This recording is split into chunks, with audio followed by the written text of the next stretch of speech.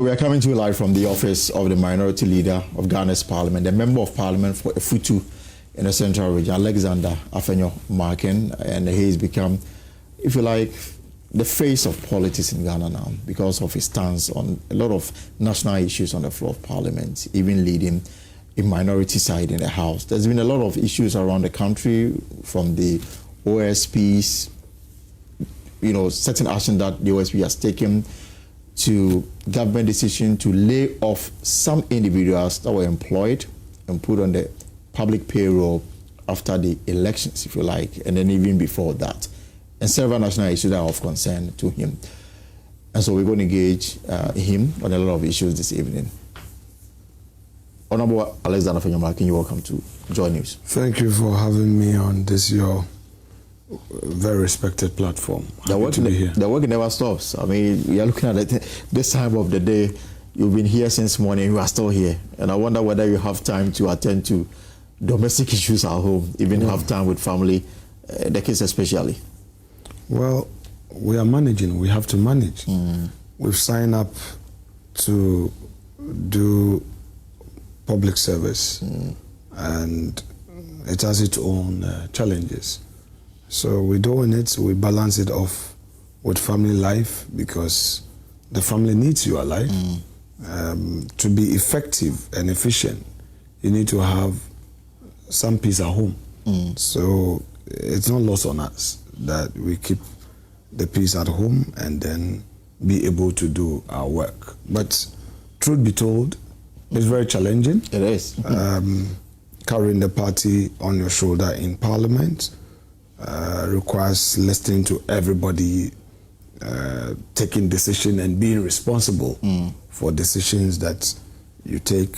You have to be all alert on the floor with your research team, researching on all manner of issues so that you would have them handy.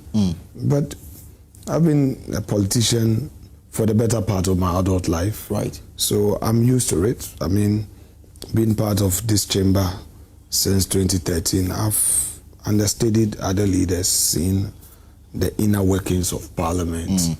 So at least that gives me the benefit of appreciating some of the nuances of the chamber. And your beautiful office is adored with pictures of family members.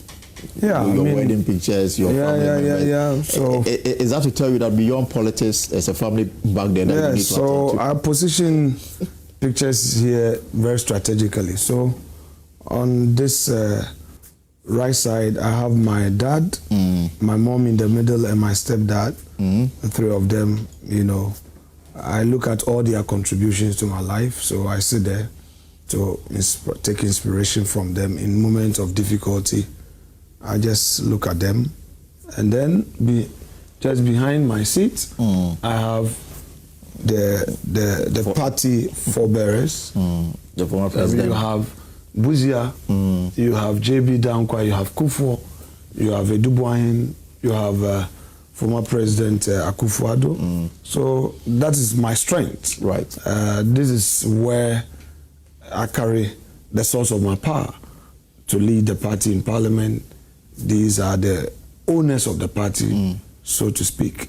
Then when I sit at this corner, I look right ahead of me to also take inspiration from Nkrumah, our first president, a great nationalist leader who has done so much for the country as our founding president. Right.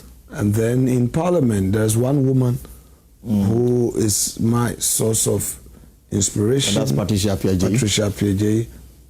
Before she became my deputy, this was a mother figure to me in Parliament, who in all difficulties and dangers, she would come to me. And then she's a Catholic like myself, so we will be talking about the effect of the rosary and the power of our rosary, and talking about prayer. And we took that picture. So I always have it there. Right. And then that's one with my dear wife. The first lady. We have another one. And the wedding picture is right by me at 23 when I took that bold decision to take her to the altar and then We started a union there. And then behind me is, in fullness of time, all things shall align. Which is Sky. This came from my good friend Richard, where very low moments in my political life, Sky was there, and he had to encourage me and talk to me. And I always remember Richard's last words in leaving my house would be that, Alexio, in the fullness of time, all things shall align. So seeing myself in all the low moments of life, we came into Parliament, we got power. I didn't make it to the executive. I wasn't lucky to be in leadership, even at committee. I wasn't a leader at the committee level for first 4 years. It was not easy, but I had a good friend who was there to share this with me. So this is a very profound statement, and these veritable words still gives me the room to reflect. And I've been telling my friends in the NDC who have not made it that, look, don't be heartbroken. This is life. Take it easy. Your day would come. Sure. And I never thought I could have my day, but relying on your God and working hard. Because as for politics, when you go through difficult times, you don't have to give up. You just have to take it easy, reflect, and then, you know. So I think, my first son, when I took him to the medical school, they covered that one. He's there. Yeah. And then his other siblings are also right behind, and all that. So we're trying. A lot of things make a man who he is.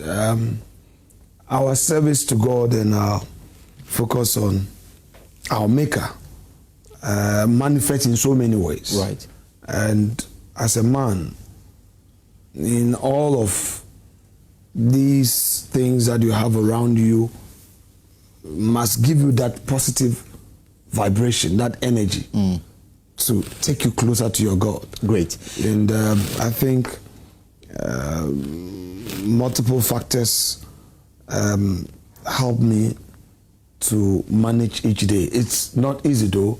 Always praying that God gives me the strength to carry on. Right. So, I mean, in public, before you actually got into public life, I know you got yourself into business. And I'm still in the private sector. And I also know the story about what motivated you to go to the law school, the Mercedes-Benz, the Dabadi Beach Hotel, and all those matters. Sure. So, I mean, and your practice, the landmark cases that you took to the Supreme Court and all those. So, when it's come to the law practice in the country, you are one of the best. Now, let's start off on this matter with the Office of the Special Prosecutor and the former Finance Minister, Ken Ofori-Atta. This afternoon, I heard you say that Ken Ofori-Atta is likely to come back to the country somewhere in May. Now, an hour or so later, we got a statement from the Office of the OASP saying that they have removed Ken Ofori-Atta from the list of wanted persons on their website, and he is no longer a fugitive from justice, at least for now, because they've gotten word from him that he will be coming to town and then avail himself to the OASP. What do you make of this? Well, it's a positive news. Once upon a time, we were reminded by the President of America, Barack Obama, that we don't need strong men, but we need strong institutions. For me, the pillars of democracy can better be effective when we see that organically they are being allowed to grow and becoming more functional, rather than looking at the individuals. Therefore, I think that what the OSP has done is commendable. A crime is a crime. It does not go away with time. And if there's office is investigating, it doesn't matter what, it still can do its work. So I didn't like it when people were attacking the person of the OSP. I mean, the special prosecutor. Right. I mean, I didn't think that there was a need to attack his person.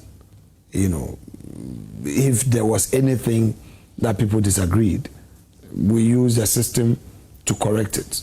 And I believe he himself is a practitioner. But your side law. was not happy with the initial route Well, it's the always OSP took. It's always like that, and I think that I took it upon myself to engage and to help manage the situation. And by the grace of God, that clarity that was needed has been provided. The man is going through some medical procedure, and he's brought evidence from a credible medical facility, well respected all over the world, Mayo Clinic in Minnesota. And I'm sure with that indication, the OSP2 has given 2nd June or so as a day that, latest day that is expected. According to the letter that came from the lawyers representing Mr. Oforiatta, in their communication, between 14 to 31st May. Yeah, to 31st so he has May. also said on the 2nd June or something. That's what I've read. So I believe that the in-person interview can be done. However, I'm sure that if the OSP wants to do a virtual engagement, that process can also start. At least it's indicated that. So let's leave it at that. I think that as a nation, we should allow our institutions to work, not to be attacking the personalities. They will make mistakes, obviously. They'll falter here and they look at the beautiful thing that the majority leader did on the floor. Apologizing that when, on behalf of government, that when those gentlemen from National Security undertook that raid, they came to the floor of the House to say, no, this thing is not right. Martin Amidu seems to think that that apology was unwarranted. Well, that is his opinion. And he's not even happy that you had to accept the apology. No, that's for him. What took place at Ken's house was unacceptable. Yeah, I mean, and for that reason, by all standards. I mean, we've said so, but he has come to say, I'm sorry. As to the legal steps to remedy, the other remedy available to Mr. Ken Oforiatta, that one is his personal decision. But for me, politically, if a government says that I'm wrong, so be it. I've read Mr. Amidu's article where he's calling for a proper investigation by the states to ascertain who authorized the action and all. I believe that could be looked at another time. But I think that for me, the apology and the condemnation was also very necessary. And you think that Ayarga in that instant was speaking on behalf of the government? Oh, but that's exactly what he said. Okay. That's what he said. So for me, it ends there. But as a growing democracy, we can go a step further. Then to say that, okay, those should be brought for inquiry. That one is for us as Parliament to deal with it. I'm sure, given the circumstance, certain steps could be taken. But this is in a broader scenario of these, issues coming up almost every day. That even some members on your side. No, I had my drones being flown, on my property. The Ora team denies that. Don't mind them. They are very insincere people. Very insincere. They did it. Ablaka came to read a search. How can you go and do a search, conduct a search on somebody's property? Why would they target you? They are not serious. You see, sometimes politicians think that by attacking an opponent, it breaks the opponent down and they would be popular. NDC should know that they've won. They've won with a 4-year mandate.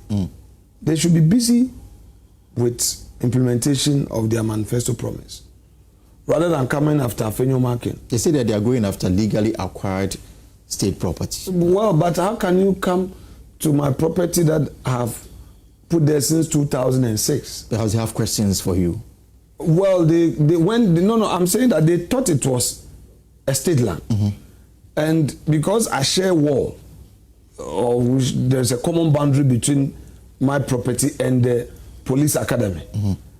You know, so maybe they thought that it's a police academy property that I had illegally acquired. And unfortunately for them, that was not it. In any case, must you fly a drone on my property? And not only at Akosia village, my property in town, you know, this one was the beachfront property, but the one at the veterinary area, they were flying drones over. I mean, and then when you are caught, you say that it is not true. So who did it? We know what they've been doing in cantonment. There was no official communication to you? No, they never wrote. This was done discreetly? They did what they did, and they had their chairman coming to vetting and carrying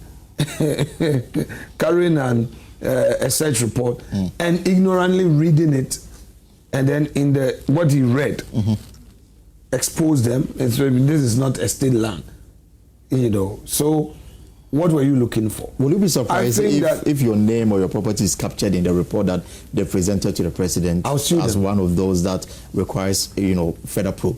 I will sue them for trespassing or for what? If I see anything inconsistent with the law, I'll sue them. I'll sue their individual, you know, personalities. I'll sue each one of them. I will sue them for the law to remedy the situation. Because you see, if you win power, you don't use the power to dislodge another person.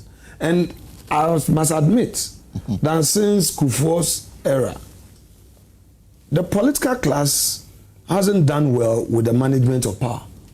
All of us, I'm not blaming one side. All of us, MPP, NDC, we've not done well with the management of power. We are not learning lessons. We win power, and the next thing is I go after your opponent. And for how long can you do that? 3 months, 6 months, people will get even tired of you. Look, if they like, this thing that they claim aura, they now claim so scandal here, scandal there. Let them continue. Give them 3 months. Give them another 4 months. Ghanaians will be fed up and say, Yatia breye, what's your beer bokrono, then I will ye. Or you to Abama ono, say, dear, come dear, from Puntu Bra. You get what I'm But sometimes we feel that by demonizing the opponent, you will become popular. It doesn't work that way. And maybe we are yet to learn lessons.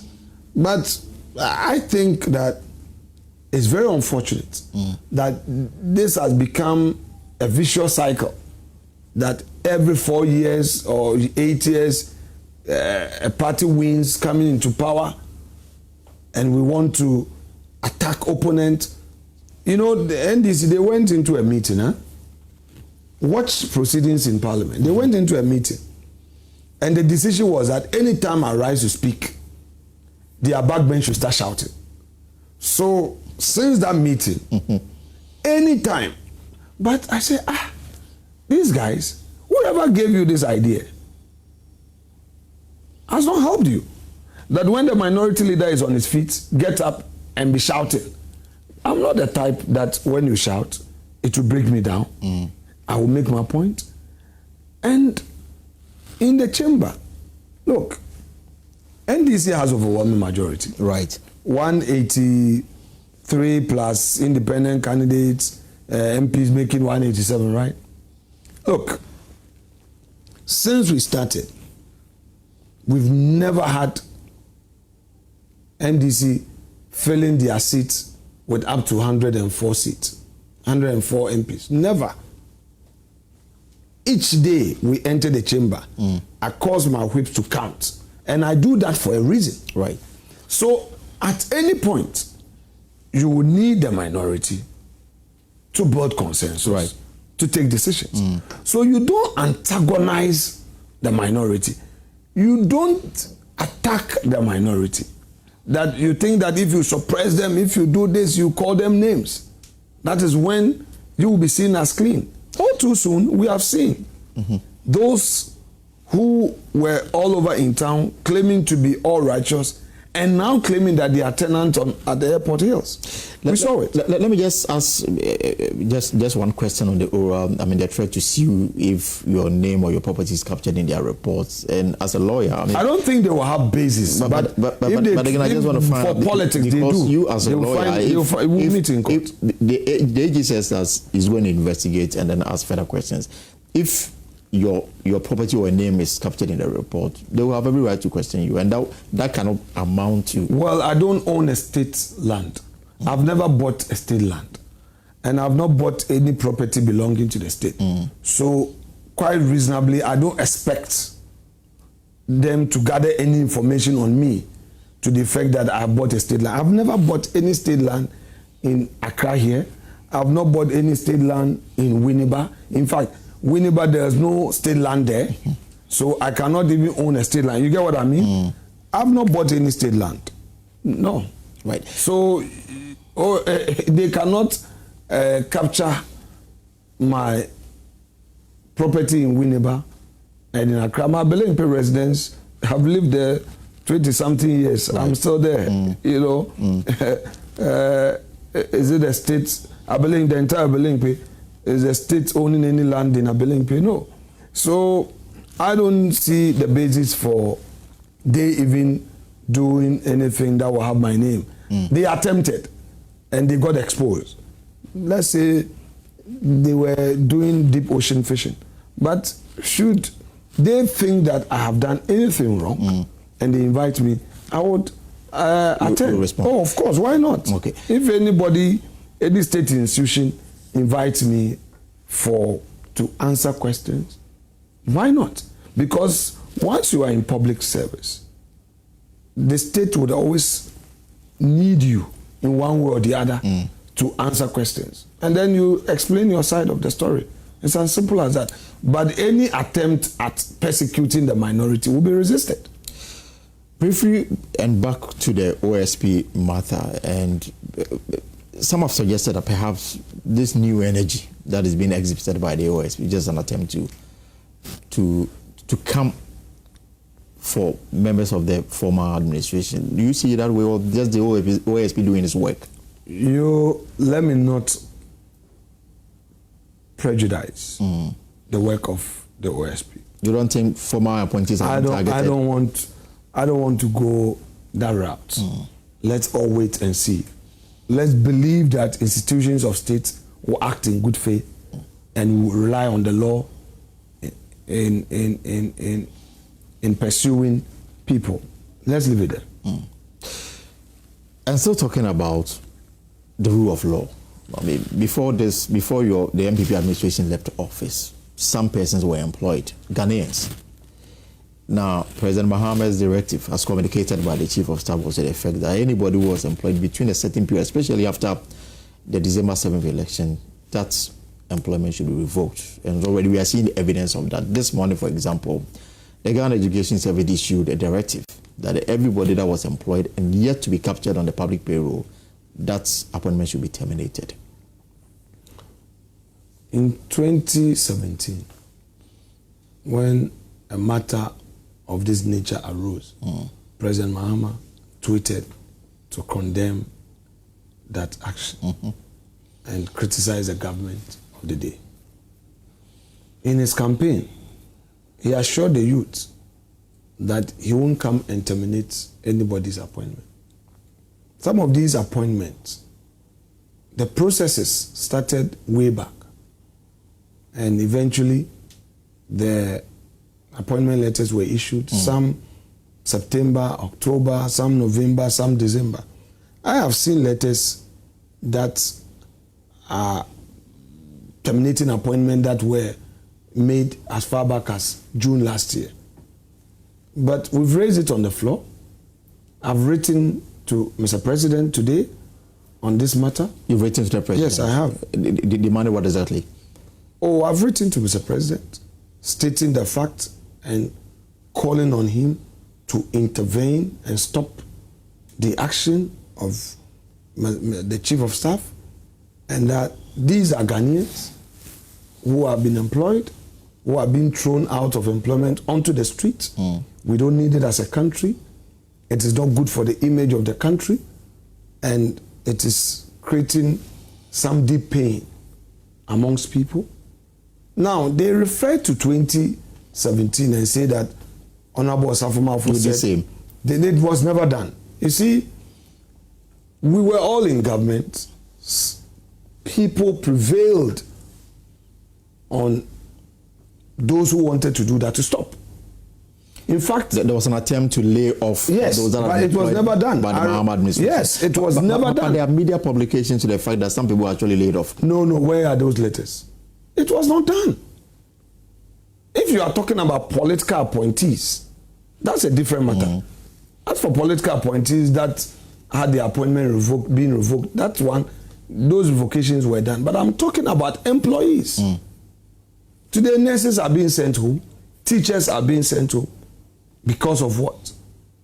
Institutions that are independent, institutions that are limited liability companies with their own board, who do not even, these institutions do not have government subventing the activities or providing support for them, who generate their own funds, revenue, and have employed. They are also taking such decisions. So, if an institution like Ghana Gas employs an individual, it has no effect on government fiscal space. So, how would you direct that institution to terminate the appointment when the person has gone through interview, aptitude test, medicals, and eventually being given a letter? It doesn't work that way. But for those that, for example, teachers, nurses, and other, individuals on the public payroll, the claim here is that these appointments were done without recourse to any financial clearance from the Ministry of Finance then. That is not true. It's like your party lost power and decided to push 8 members into various spaces within the public space. For all of these, there were clearance. All of these, there were clearance. It's not true. It's not true. So why would government say that it was not properly done? I've written to Mr. President, and I believe that we would get a good response. The layoffs of I am aware some individuals are going to court. Yeah, I'm just reading from your national organizer, Henry Nana Boache.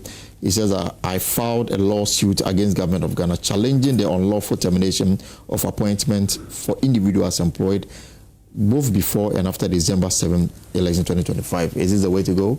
Well, sometimes the appropriate place to get your remedies in the court. But that notwithstanding, we would continue to mount pressure through legitimate means to ensure that these innocent Ghanaians, these helpless Ghanaians get their jobs restored. And it looks like it's not only there. Today as well, we read a statement from the Ministry of Communication signed by the sector minister, terminating the license of some 5 radio stations. According to the statement, they've been operating without a requisite documentation. Yesterday, when this happened, the NDC criticized the action. Mr. Sam George himself, then ranking, he was a deputy ranking, he criticized the action. And today, same is being done. I would want to have a full study of the decision, and then we'll take action. For now, it hasn't come to. We'll take it up. I would engage. I've become aware of the publication, but our committee responsible for the sector will do some work on it, and then we'll take it up. I'm not sure the ministry will just isolate some radio stations and then terminate their frequency. They are specific. They are operating without license, and that for me is illegal. It's unlawful. What I'm saying is that I would want to get a full briefing from our team, and before we escalate it. But it's quite strange to hear of a thing like this One, they were told that from the statement said for national security reason. I wonder. There's one in Boko where they say that the radio station is being used to fuel the violence there, and for that reason, they shouldn't be allowed to operate. Well, on the floor of the House, I'm sure the minister can give justification. So I believe when we hold him before the House, he will be able to explain some of these things to us. But generally, the Mahama administration so far, how is it doing well? Is the government doing well? Where do you have challenges with the way governance is being done? Today, for example, there's a forum to look at how best we can reform the educational sector. Well, this government... I don't know whether the minority government is acting... side got an invitation to attend. No, we never. I'm here. I've never got any invitation. This government is behaving as if it came into office without the manifesto. It should be bold and own up to its own policies. Today committee, tomorrow committee, so-called consultation. But I don't see it that way. The government is not being bold enough to take responsibility for its decisions. So that is my first problem. The second one is the level of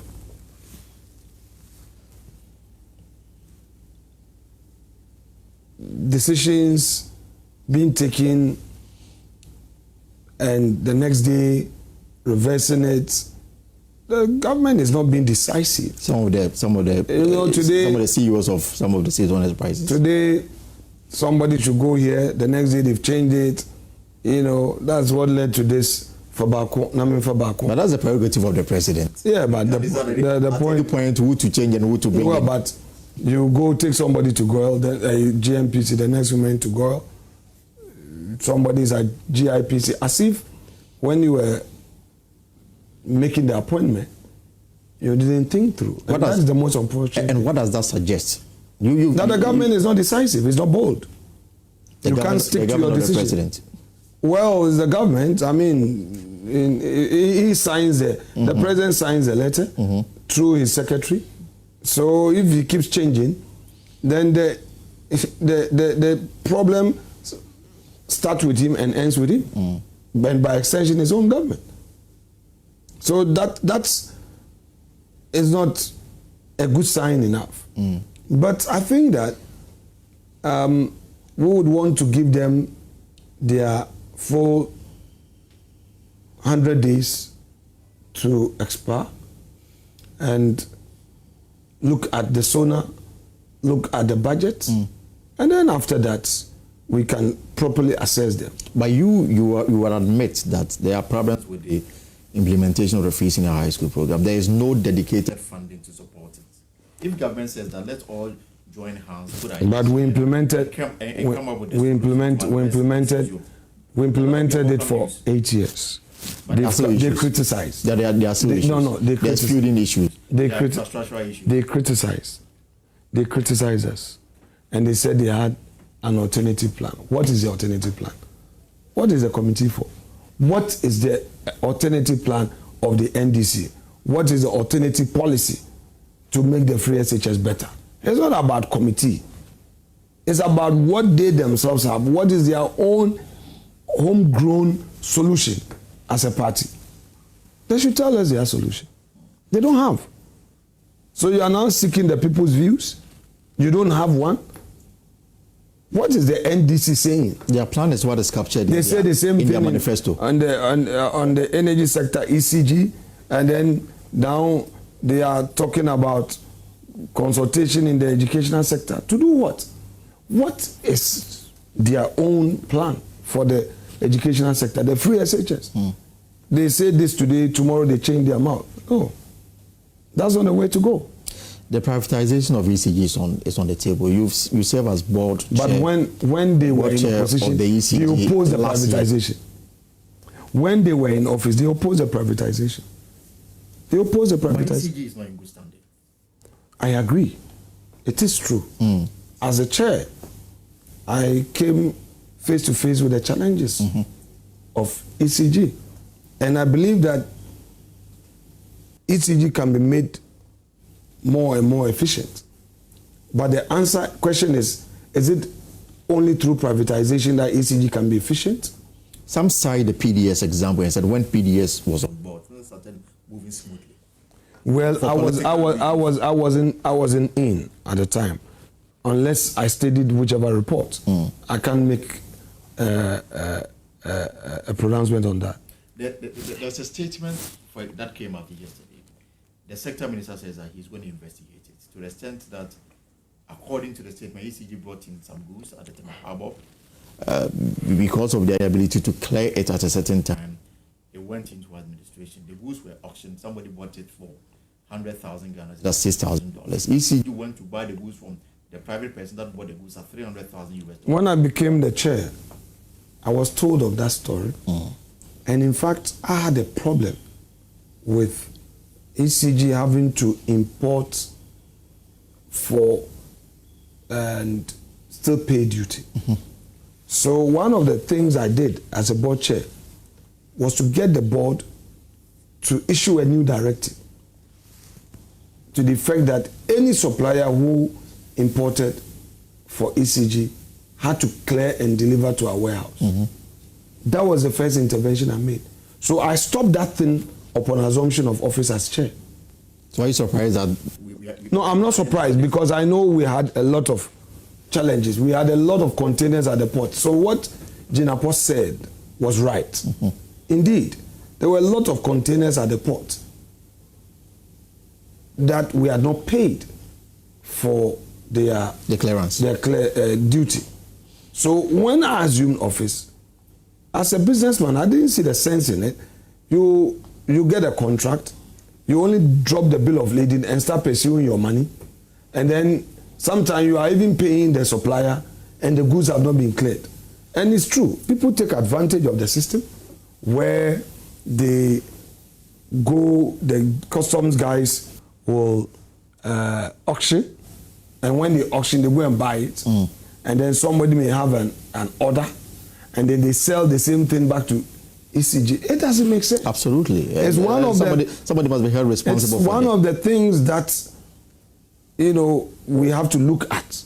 So I'm happy the minister is taking a step. When I was in office as board chair, I got the board to take a decision on that, and there was a new policy. And if you go there, you can find for yourself that there should be no contract that will terminate at the port. The person should supply the goods to our warehouse. Right. Alexander Afenyo-Markin is the minority leader and he's my guest here on the show. So, Honorable Leader, let's talk about the party. I mean, the events of January 30, the disturbances at the Appointments Committee. The Speaker set up an ad hoc committee to investigate and report to him. You were supposed to be one of the witnesses to appear. Based on a letter or a memo you wrote to the Speaker, you did not show up. Yes. Have you gotten a response from the Speaker? We're waiting on the Speaker to respond to our memo. Then, based on his response, we know our next line of action. But obviously, it's clear that the chairman was acting on his own path that he felt was right. We had a problem with it. You were not running away from accountability? Oh, which accountability? What were you running away from? There was nothing to run away from. I mean, we've stated our position clearly on those matters, and given the opportunity, would state our position. We need a very fair, transparent system, not when people have been lined up and coached to come and tell lies, and the chairman himself is part of the crusade. We are too smart for that, but we've written. We expect Mr. Speaker to respond to us, and we take it up from there. You don't have a response yet?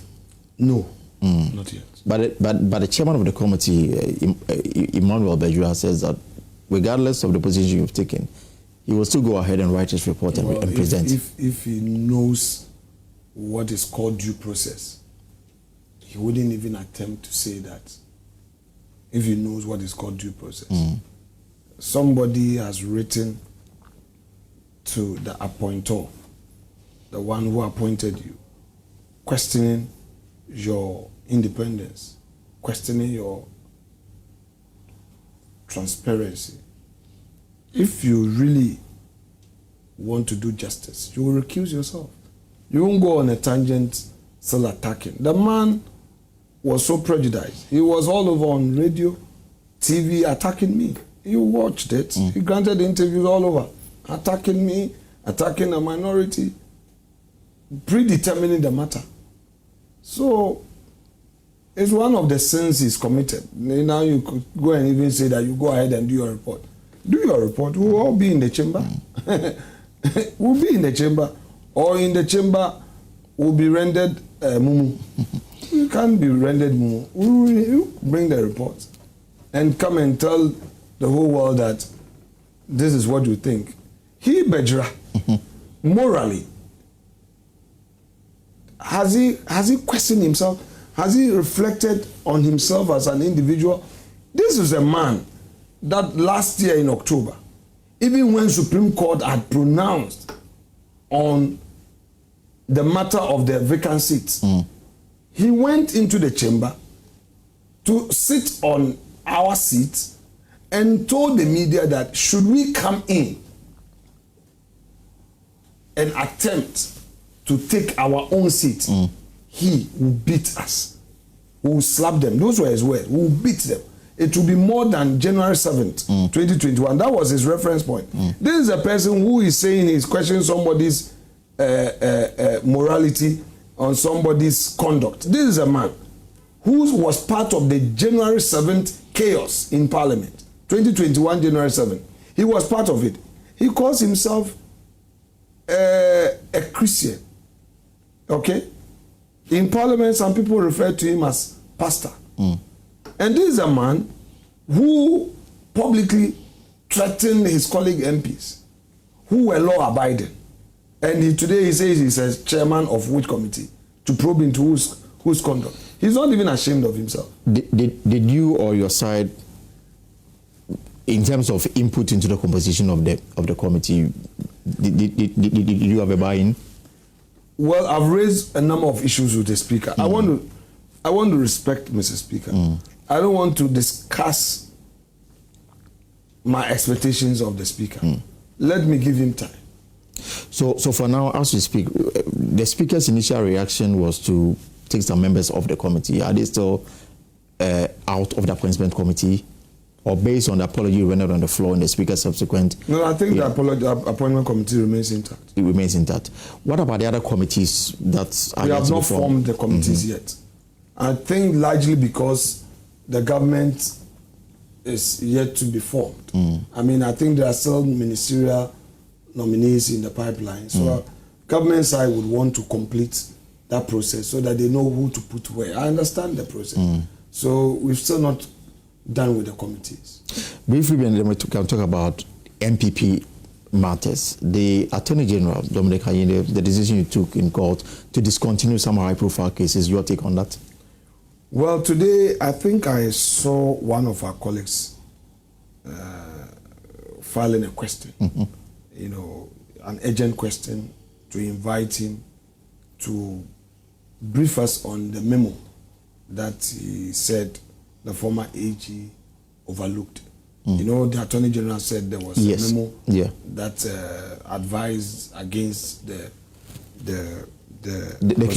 case of Ghana Cocoa Board opening. No. Oh, well, against some individuals. Right. So I have seen a question from one of our colleagues, and I believe that when he brings that memo, which he talks about, for us to interrogate as a house, we can put these matters to a peaceful rest. But I must say also that by law, the Attorney General has that discretion to exercise. However, because we live in a political space, people are very concerned. We are concerned that what's new, what has happened and all. He has led a press conference to explain himself on this matter, but he raised a critical point about a certain memo, which, as I've told you, I've become aware that the member has requested for that to be brought before Parliament. So let's wait. Okay. How is the reorganization of the MPP going? Well, I think it will require a selfless collective approach. For now, the Okwe report is yet to come out. So we must tread cautiously. It's a very painful thing to lose an election. It's a painful experience, no doubt. But once we have initiated a process to look into the matter, we must all patiently wait. Meanwhile, what we have to do is to continue to work for the party, be part of efforts at rebranding and making the party attractive. It is not for us to accuse each other. As for politics, I mean, once you win power and you are in government, a lot of things happen. But there's blame everywhere. Yes, some are blaming the former president, some are even blaming the candidate that represented a candidate that didn't appeal to the electorates. If you open it up, you will hear a lot. But like I said, this is not the first time we are losing power. But I would want to refer to the NDC and how they conducted themselves. In the year 2000, when they lost painfully, many Ghanaians thought that, oh, NDC is it. In the year 2000, when Kufuor came, I don't know how young we were, but at least I was old enough to participate in that process of election. I voted. I was at the university, Kivas. So I voted. And 2001, 2002, many people were saying that, hey, the way NDC had been humiliated, they will never get power. I remember the words of Several Samuel Boateng then, said that the NDC was going to be in opposition for 30 years. Right. Now came 2004. They started reclaiming some of the seats they had lost. Ashama. We won Ashama in 2000. They took back Ashama. We won Dadekotopon, La. In the year 2000, they took back La Dadekotopon. Odododio, we won Odododio in 2000. They took it back in 2004. Between Teshi and Nungwa, I think we won both in the year 2000. In 2004, they claimed one. All right? Sunafo area. In the Hafo region. In the Hafo region. There were seats that, there was a seat we took. In fact, it was Kolizaude's seat, and then he came back to take it. And quite a number of them. Fast forward by 2008, NDC had reorganized itself, and they took power from us. Including even some no-go areas for the NDC. Right. We had round 1, round 2, and round 3. Then when they also won, they thought it was over for us. 2012, just their first term. You see how they rigged Akufo-Addo in the 2012 election. Manufacturing pink sheet here and there to save themselves. They realized that was when we all woke up to this pink sheet, because that time, pink sheet could emerge from nowhere, and that's why this time we have embossment on the pink sheet. All those things led to that reform. So you realize that second term is not guaranteed. You are only guaranteed the very election that you've won. So, if really the Supreme Court had been unanimous, it was a 4-5 decision on the key issues. If we had won, we're going to go into the election again, or Akufo-Addo was going to be declared the winner in 2012. But by 2016, NDC and MPP had become very alert on the pink sheet. So there was no way anybody could do, libi-libi or laba-laba, and then we won. Okay? In 2016 itself, we had 169 seats. The first in the history of our democracy that a party had won such an overwhelming. We thought all was good. It was over for NDC. What happened in 2020? They claimed back, they took 32 of the seats back within 4 years. Right. So when our friends are over celebrating and saying micro minority, I just sit there and say, well, for now, enjoy it whilst it lasts. Look, we have about 62 seats. Not about, we have 62 seats that they won with less than 1,000 vote margin. Then of the 62, we have another 32 that they won with less than 500 margin of win. Equiapim South here, 132. You go to Owen, 93. Even so, with all the violence and attack on polling agents and all that, we can't go into that. But they have now created a certain awakening. In MPP, we over-relied on the police and felt that, election security, so let them do their work. And the NDC trained its full soldiers to overpower the police. So they managed to manipulate the results at the polling stations. We've learned our lesson. Some say the early concession by your flag bearer I'm saying that we've learned to discouragement. We've learned our lesson. It opened the way for. We've learned our lessons. What the NDC has taught us is that beyond the campaign, we should prepare to defend our ballots. So, going into 2028, we would go with all the determination to protect our ballots. All these vigilante attacks on us, where people would carry full soldiers to force a declaration. I don't think that, God willing, 2028 will sit and allow ourselves to be beaten and cheated. We will go prepared within the law to act lawfully to protect our ballots, so that when it is 100 for MPP, 100 will be counted and declared. Not that out of fear, somebody will not declare. You get the point? So we've learned our lessons. Come to the party. I will tell party members, have patience. Don't fight. Stop the attacks. Let's look at the way forward. Forget about whatever has happened. As for politics, even NDC now in office, they are there less than 2 months. They have their own problems, but they've not given up. So let's not give up. Let's work together as a team. For me, I see victory come 2028. Come 2028. Oh yes, I see victory.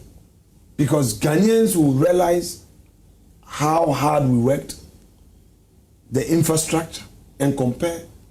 But I'm also saying that in government, we made some mistakes, obvious mistakes. I mean, some decisions were not popular, like this haircut, the domestic debt exchange program was not popular at all.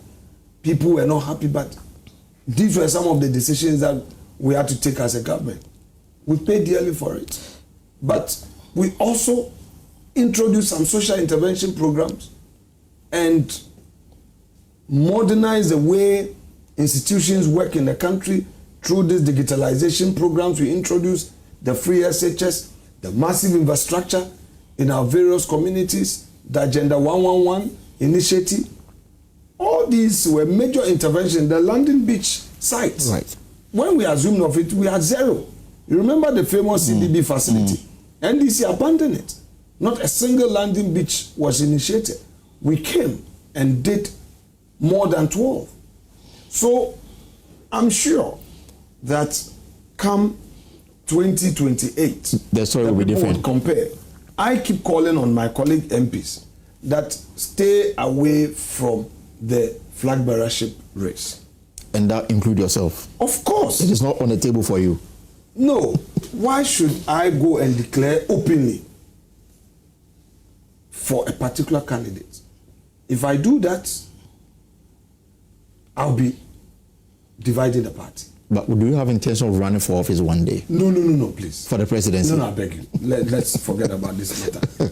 We are... As a politician, that is the ultimate goal. We are talking about the party and those who may be contesting for the flag bearership race. And I'm saying that as MPs, we are to solve the problems that would come. If we are not careful and we become part of the problem, the situation will get out of hand. My repeated calls to my colleague MPs is that let's stay out of this. Let's rather be those to be building bridges. Let's be the ones to be talking to all the various interest groups. All right. And bring them together. To the table. Let me pick your constitutional brain on this matter. I mean, I've heard rumors murmuring some here and there. The NDC, with their majority in parliaments and with the independent MPs that have decided to do business with the NDC, put them in a certain position to effect certain changes. Some people are even suggesting that they may come a time somebody may suggest that perhaps Mahama should be allowed to run a third term, and that will lead to some constitutional reforms. I don't think President Mahama himself would support that. I don't think he will support it. I doubt. Okay. The man that we've all come to know him to be, I doubt if he will entertain such a thought. You expect that he will step down? I mean, look, before 2028? We've come far as a nation. The man has been deputy minister, MP for 16 years. All right. Or is it? Yeah, he's been MP for 16 years. Right. Or 12 years. He's been vice president and had the privilege of serving his country 8 years. I don't think he would want to pursue that path. My final question will be, I mean, I've known you for some time now. I've been to your home sometimes. Sometimes when I come, the place is like a marketplace.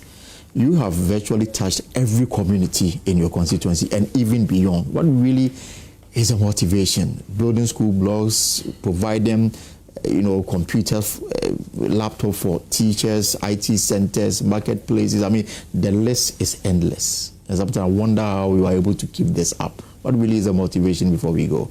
Well, the inspiration to do these things comes from my very background. I'm not from a rich home. I'm not from a privileged home. I went through struggles in life. I saw the state of the community. And when the privilege came, I felt that I needed to make an impact.